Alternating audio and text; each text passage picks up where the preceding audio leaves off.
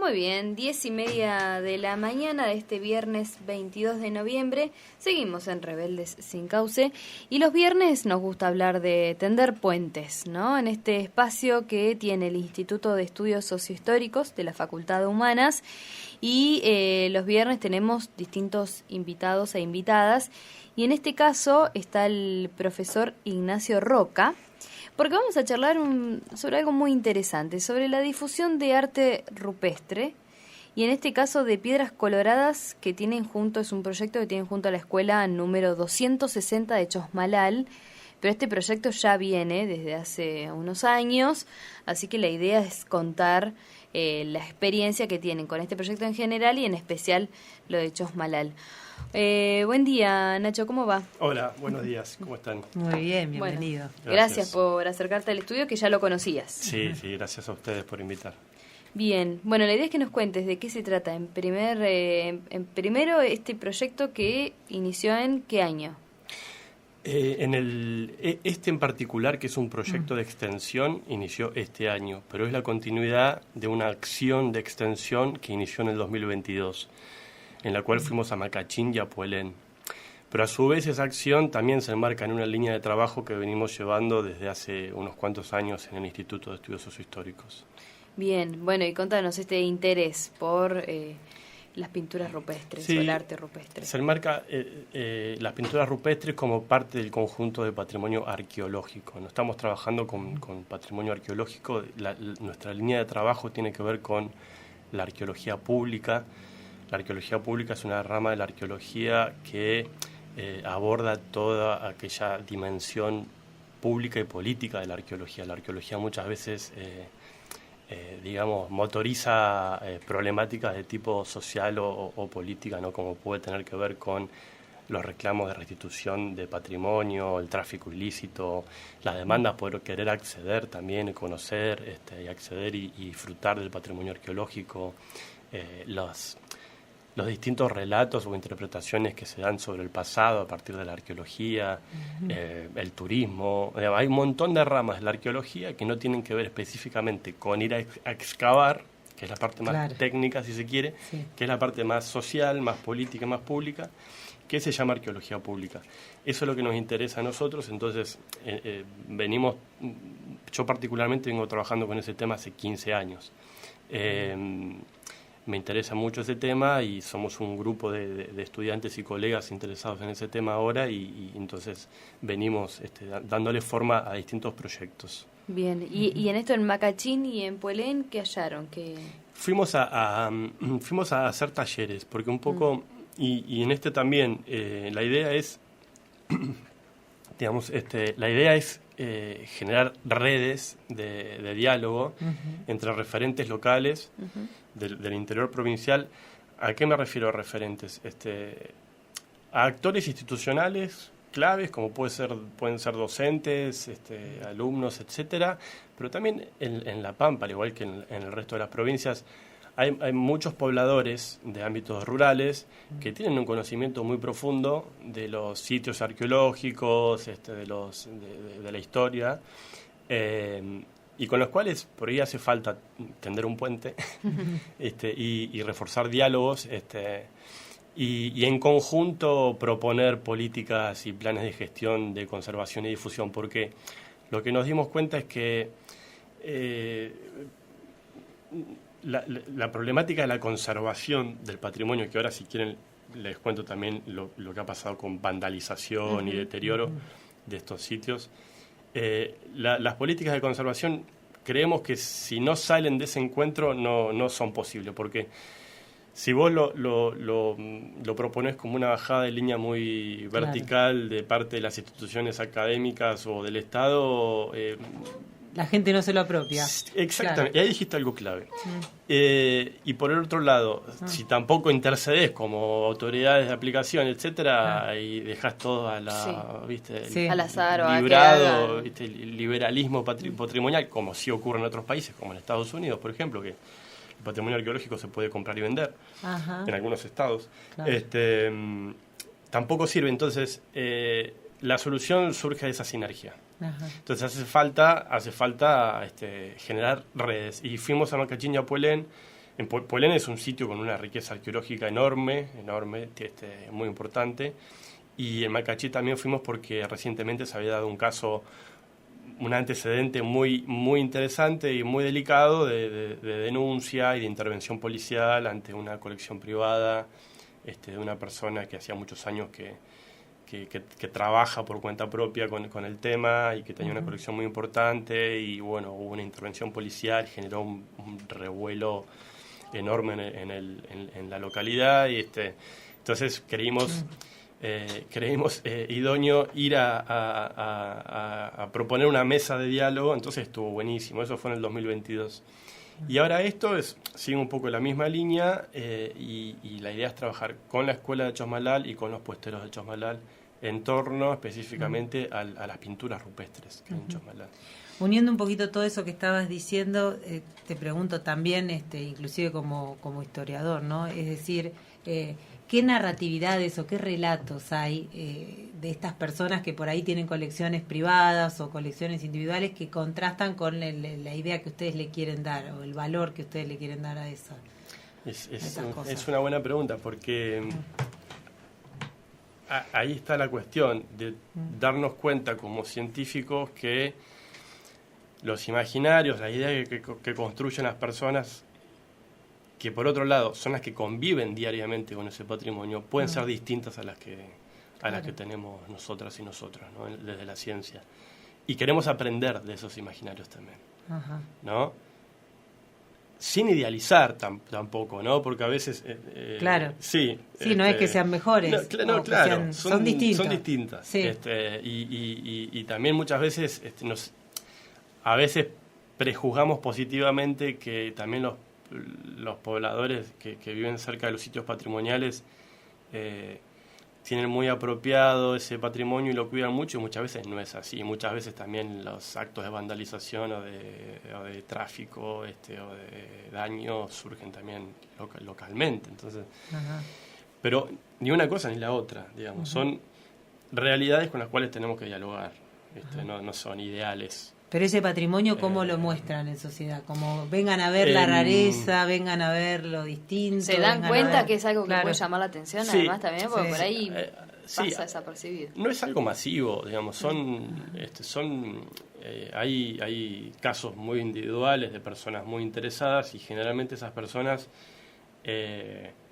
las con las que yo vengo trabajando, las que conozco, tienen discursos bastante alineados con los científicos. De hecho, se interesan mucho por la ciencia y se interesan mucho por los resultados de las investigaciones científicas, y quieren subirse un poco a ese tren, ¿no? Y de hecho está esa demanda también, ¿no? Che, vengan a dar charlas, vengan a contar lo que hicieron en la localidad, devuelvan los resultados de sus investigaciones. No sé si respondí a tu pregunta. O sea, yo no veo que haya realmente como construcciones de relato muy distintas a la que propone la ciencia, sinceramente.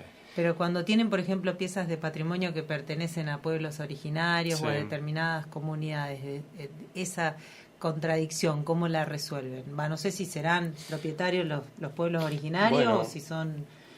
Ese es un caso particular. En La Pampa tenemos una ley que es bastante particular y que marca un antecedente a nivel nacional, que se sancionó en el 2018, la Ley de Patrimonio Arqueológico y Paleontológico, la 3104 de La Pampa. Es una de las pocas, y no sé si hasta la única, ley de la Argentina, que incorpora el derecho de las comunidades indígenas a participar en la gestión de su patrimonio, ¿no? Claro. Entonces ya eso ha abierto un camino legal y un camino de participación política muy interesante en La Pampa, que se viene dando con muchos casos. Podemos citar un antecedente en el 2001, que es la restitución de los restos mortales de Mariano Rosas, de Panguitruner, desde el Museo de la Plata a Lebucó. Eso abrió un antecedente muy importante. Sucedió también en el 2017 con los restos óseos de dos caciques importantes del Museo de la Plata, y está sucediendo también con con las concesiones a permisos de investigación, equipos de arqueología en la provincia.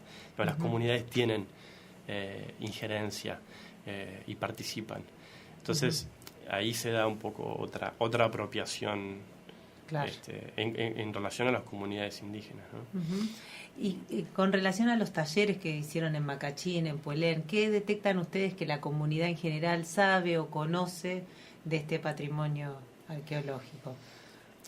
Sí, se dan las dos cosas. Se da que hay gente que sabe mucho, que conoce muchísimo, está muy interesada, y también a veces te sorprende que hay mucha gente que vive muy cercano a los sitios y que realmente no se interesa o no conoce porque no le interesa directamente.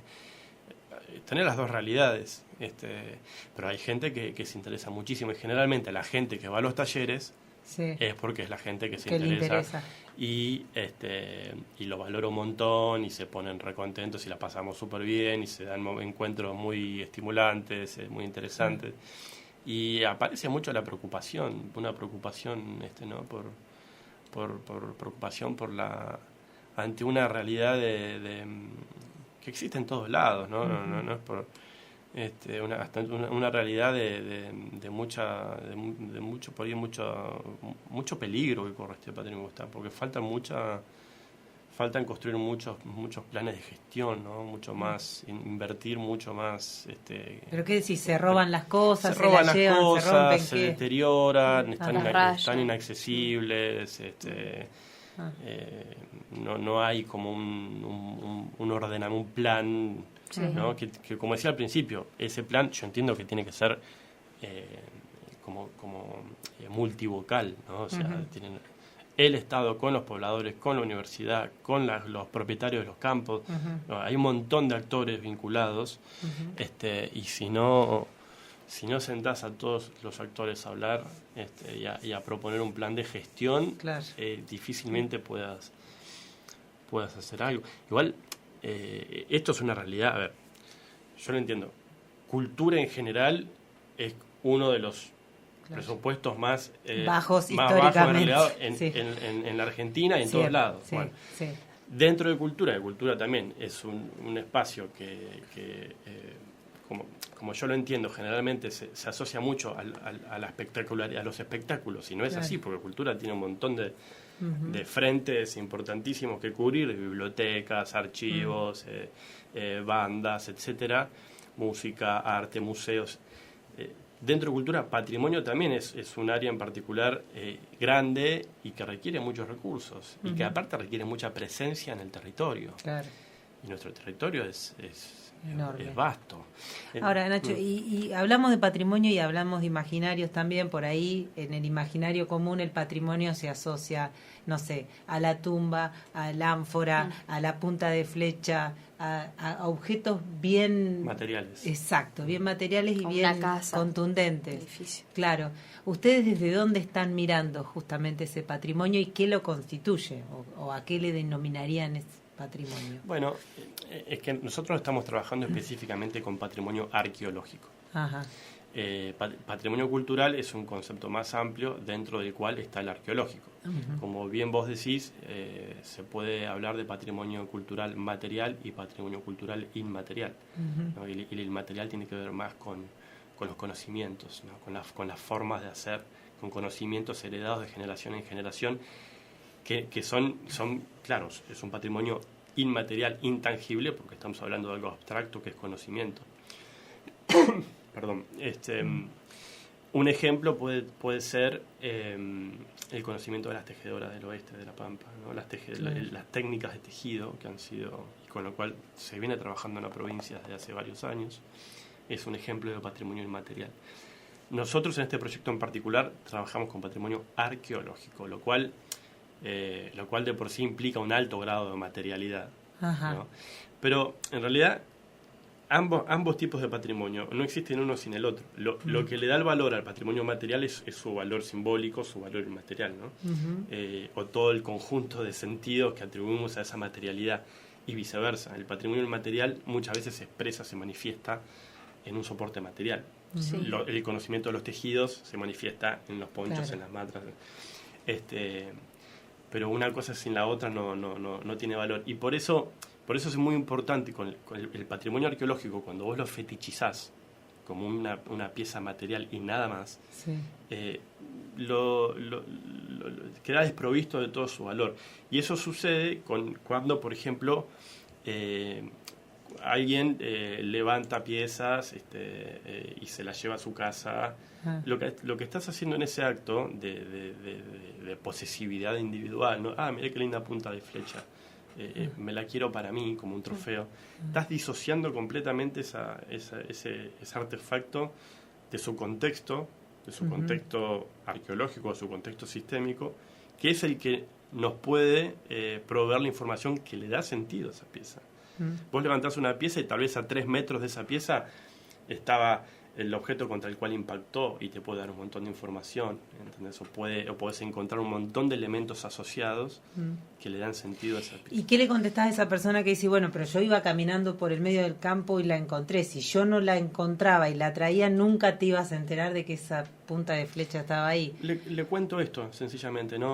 Tratamos de no sirve bajar línea, porque primero que esto es algo que se hace muchos años, la gente lo hace y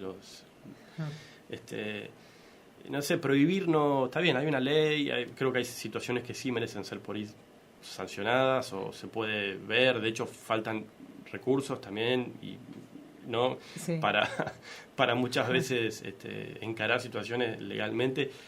Pero, y educación primero. Como para... Claro, esa es la cuestión. Por eso estamos haciendo este tipo de espacios, de talleres.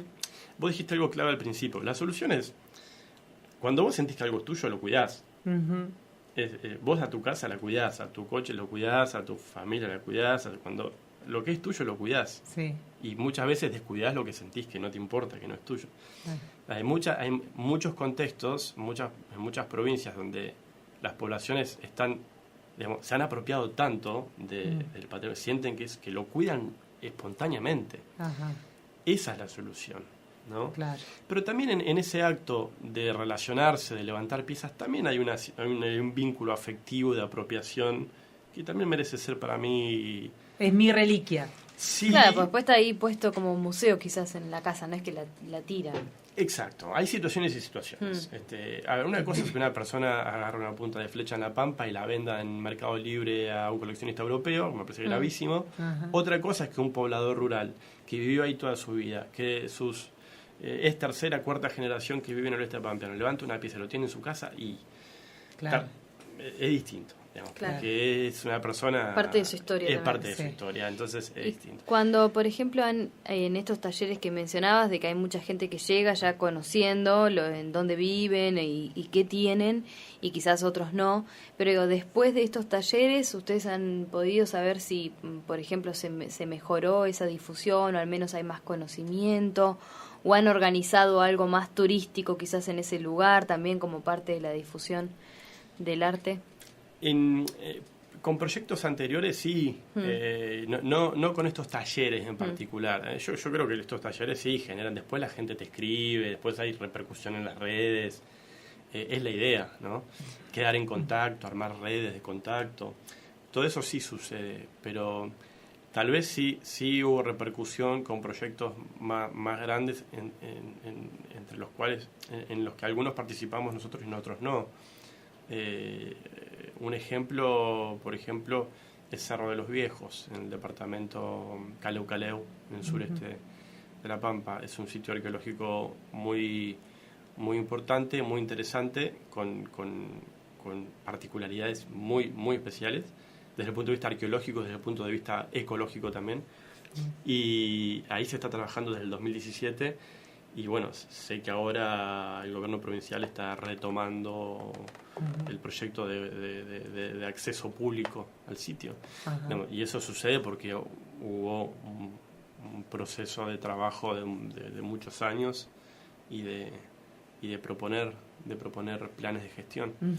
¿Cómo se trabaja en taller? Digo, aparte de esto, ¿no? Pensar en taller donde van chicos, chicas, adultos, familias, una mezcla de gente, eso es interesante, para decir, bueno, a ver, nuestro patrimonio arqueológico pasa por acá, porque muchas veces creemos que vamos a encontrar justamente la punta de flecha, pero hay objetos, hay, no sé, vegetales, ni siquiera puedo terminar de reconocer qué sería el inventario, digamos, encontrable en la Pampa, como para poder reconocerlo y aprender a cuidarlo. Bueno, generalmente el patrimonio arqueológico puede estar compuesto por materiales líticos, todo lo que tiene que ver con piedra, por material óseo humano.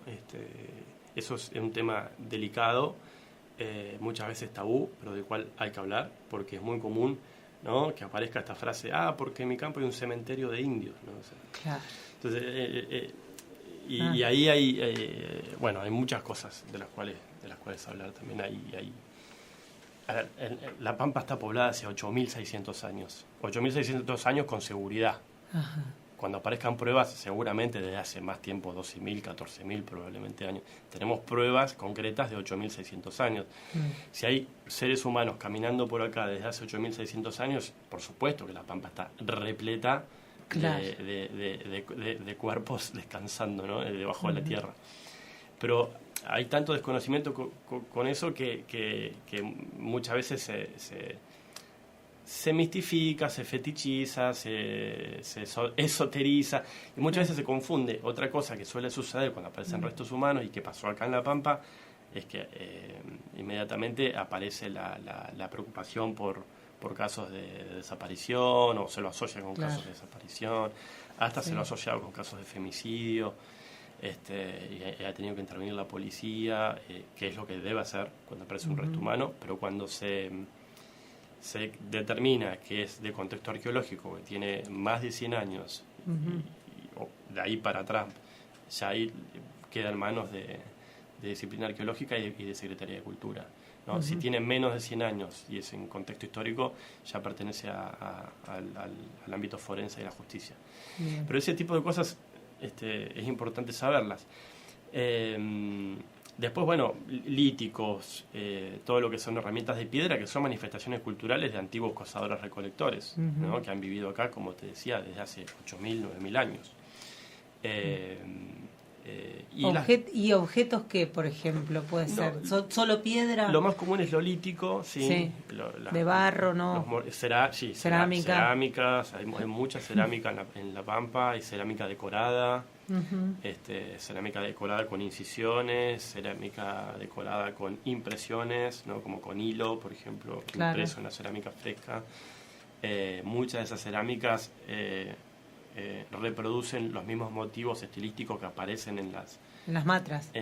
Las matras, sí, claro. y en las pinturas rupestres, y en los soportes rocosos. ¿Y hay zonas así más específicas donde geográficamente donde ubicarlas, o pueden estar dispersados por todo el territorio? Están dispersas por todo el territorio, pero sí que el arte rupestre en La Pampa en particular está en 4 sitios: Cueva La Salamanca en Quehue, Lihuecalel, Cerro Chicalcó, en departamento Chicalcó, y en Chosmalal, en departamento Chicalcó también. En realidad, Piedras Coloradas, que está al lado, departamento Puelén, a 3 kilómetros, justo en el límite del departamento. En esos 4 sitios hay arte rupestre, y muchos de los estilos, del estilo que aparece ahí, que se llama estilo geométrico abstracto, porque no representa ni figuras ni antropomorfas ni zoomorfas. O sea, el arte rupestre en La Pampa es lo que se llama estilo abstracto. Hay trazos geométricos, zigzags, cruces, rombos unidos por un eje vertical, círculos concéntricos. Esos estilos se repiten mucho en el sur de San Luis, en el norte de Neuquén, en la Pachuña mendocina, y aparecen también en cerámicas y en tejidos. Entonces observás que hay patrones en común. Bien, y en base a eso justamente que mencionabas Chosmalal y Piedras Coloradas, ¿cuándo va a ser, o si ya hicieron un encuentro en Chosmalal, o cuándo va a ser? Así de paso difundimos. Fuimos la semana pasada, estuvimos el lunes pasado que fue feriado, y el martes 19 a la mañana trabajamos con la escuela. El lunes 18 recorrimos los aleros de las Piedras Coloradas, relevamos un poco el estado de las pinturas, sacamos fotos, completamos planillas, etcétera. Y el martes 19 hicimos una actividad con la escuela. Bueno, y esto me preguntabas vos cómo es trabajar con niños. Les cuento algo. que era la idea. Les mostramos fotos, había niños de 6 años a 11 y docentes y algunos padres. Y les mostramos fotos, porque estaría bueno verlo, ¿no? En todo caso, si después alguien se contacta, le pasamos fotos o alguna página donde pueda ver. Pero como los estilos geométricos que decía muchas veces son abstractos y nos seguimos preguntando y recontra preguntando qué significa eso. Es interesantísima la pregunta, porque no lo sabemos. Hay hipótesis, pero no lo sabemos. Les preguntamos a los niños qué ven acá. Y claro, empezaron a ver cosas que nosotros no vemos. Por ejemplo, en Cueva La Salamanca, en Quehue, que hay un símbolo que yo lo asocio al símbolo pi de matemáticas. Sí. Obviamente no es pi, pero tiene como esa forma, ¿no? Para que entiendan los oyentes. ¿Y acá qué ven? Y unas patitas. Claro. Entonces, cuando me dijo eso... Un ñandú. Claro. Unas patitas. Y miro, digo, tal cual. Sí. Entonces, claro, al decirme eso, empecé a mirar arriba de la figura, si acaso no habría parte de una figura antropomorfa borroneada. Ya también. Me hizo buscar de otra manera. También. ¿No? La mirada. Entonces, vos tenés que, para observar ese tipo de manifestación, tenés que romper con tu esquema cognitivo con y tratar de ver esas común, imágenes de otra manera, porque son prehispánicas. ¿Y de qué años más o menos datan? Las dataciones que se tienen no son específicas, son lo que se llaman dataciones relativas. Ajá. Vos para datar algo prehispánico necesitas mucho componente orgánico, mucha cantidad de componente orgánico para someterlo a los procesos de datación por radiocarbono 14, ¿no? Y otros procesos que hay. Las pinturas rupestres no las puedes datar porque tendrías que rasquetear las pinturas, porque tienen un componente orgánico. Los tintes que usaron son generalmente minerales molidos junto con grasa, orina, sangre, ¿no? Y con eso generaban tinturas. Entonces tienen algo de componente orgánico. Pero deberías rasquetear absolutamente toda romper toda la pintura y ni siquiera, porque necesitas mucha cantidad. Entonces no podés datarla. Entonces haces lo que se llaman dataciones relativas. Hay material asociado arqueológico a esos sitios que sí se pueden datar, ¿no? Y además podés asociar lo que les decía, estilos que aparecen con otros sitios de San Luis, de Mendoza, que sí están datados también relativamente. Entonces vas construyendo modelos de datación. Y sí sabemos que estas pinturas no tienen 8.000, no tienen 6.000. Se cree que son del Holoceno tardío, o sea, que han sido hechas en un periodo entre el 3.000 y el 1.000 antes del presente. O sea, tienen 3.000 años máximo, de ahí hasta los últimos 500 años, más o menos. Wow. Qué interesante. Están acá en La Pampa. Están acá para visitar o seguir conociendo. Muy interesante esta columna de Tendiendo Puentes, como se llama, del espacio de Instituto de Estudios Sociohistóricos de la Facultad de Ciencias Humanas. Muchas gracias. Estábamos escuchando a Ignacio Roca, docente, sobre la difusión del arte rupestre de Piedras Coloradas junto a la escuela número 260 de Chosmalal, pero también hablando sobre todo lo que es la protección y difusión del arte rupestre prehispánico de toda la Pampa, casi estuvimos hablando. Así que gracias y te invitamos, obviamente, de nuevo para seguir charlando. Bueno, muchas gracias por invitar. Y invitamos a todos los oyentes que se acerquen a la facultad, a la universidad, y que estén atentos a las redes sociales que tenemos. Eso te iba a decir, a las redes, ¿no? Sí. La idea es difundir y compartir esto con todas y todos los pampeanos. Gracias. Gracias, Nacho.